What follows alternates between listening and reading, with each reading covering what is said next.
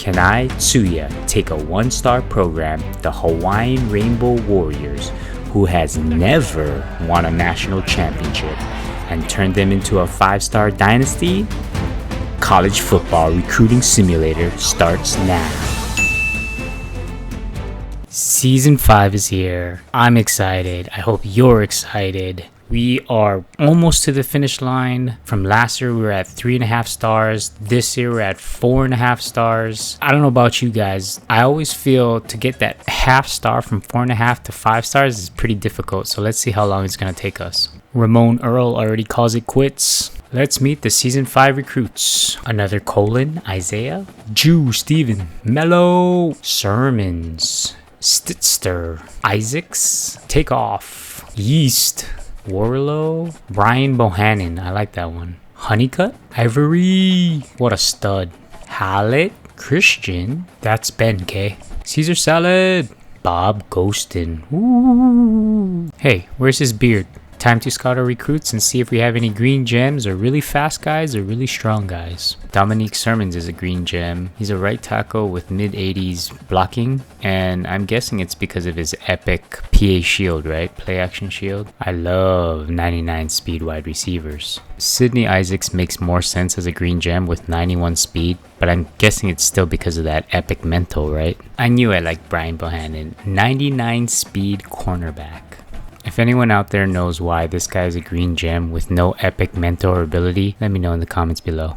You gotta love 90 plus speed linebackers. Week 0's here, and the first thing we always do with our recruits is we send the house. We got 900 hours and I believe 18 5-star recruits. So we're gonna be able to send the house on all 18 of our recruits. Here are some of the schools that we're going to be up against this year. I'd have to say most of the recruits are not interested in Hawaii, but that's about to change. I'm going to put 2 more points in Elite Recruiter under the defensive backs, and we're almost max level with our head coach. Our 5-star recruits are ready to visit Hawaii. Let me break it down for those of you that are new to the game or who wanted to optimize the recruiting process. My thing that I found that works the most is, first and foremost, send the house. That's going to get your recruits who are not even interested in you interested. Secondly, schedule the visit as soon as possible, because you can only schedule visits on home games and you only have so many home games every season. What usually happens is towards the end of the season, the recruits that want to visit late don't get a chance to visit because there's no spots available. It's all locked up and you lose influence that you could have had. Having said all that, if the visit is a net 0 or a negative impact, then it doesn't make sense to schedule the visit on that particular week. Third is the hard pitch. Look at the deal breakers. They're gonna be the green check marks if you don't have them yet. Sometimes you can have 0 check marks and just look at the player's deal breaker and play around with the hard pitch and figure out what your perfect pitch is for that prospect.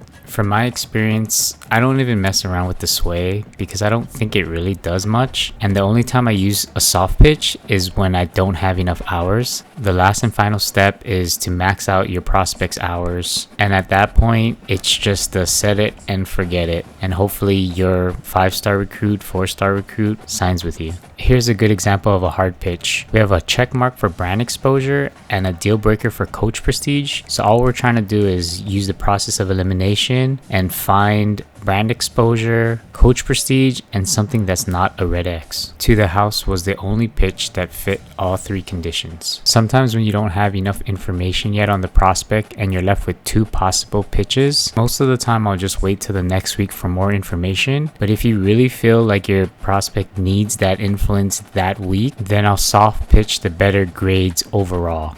Week 3 and the remaining 5 stars are ready for visits. Mello, Dominic, and Isaacs will visit in week 6. In the following week, Eric Takeoff, Jaron Yeast, Morgan Warlow, and Rashad Honeycutt will visit in week 7. Jordan Hallett will do a podcast interview, and Bob Ghostin will get some one-on-one coaching. We have 420 hours remaining, and we have a bunch of recruits that are ready to be hard-pitched. Colin wants to be a football influencer. Stephen Jew loves hard work. Mello is a workhorse. Dominique Sermons wants to be a starter.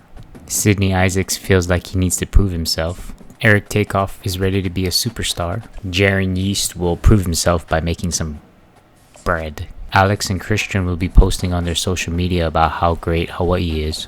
20 hours left, and we're going to put it on our 2 speedsters, JP Stitzer and Brian Bohannon. Brian has reached his top 3 schools, and if we just max out his hours, we should be able to lock him up. We should be able to steal JP from Georgia. He's the 99 speed wide receiver we really want. Michigan is right on our tail for Alex Ivory, so let's max out his hours. We're actually behind LSU for Carlos Caesar. We do know that he has 2 check marks, but we don't know the 3rd check mark because it's between 2 different pitches. So this is the time where I soft pitch the better grade, which is pro potential in this scenario. Let's max out his hours and see if we can steal him from LSU. Clemson and Georgia Tech is currently beating us for this stud. Miami is right behind us for Isaiah Colon. And we only have 25 hours left, so let's see if that does the trick. Season 5's first 5-star commitment is Alex Ivory from West Bloomfield, Michigan. Brian Bohannon, the 99 speed cornerback, is our 2nd commitment. Colon. We're in a tight race against Miami and Tennessee. Hawaii is currently number 4 on Warilow's list. There are 2 pitches that it could be right now, either the clutch or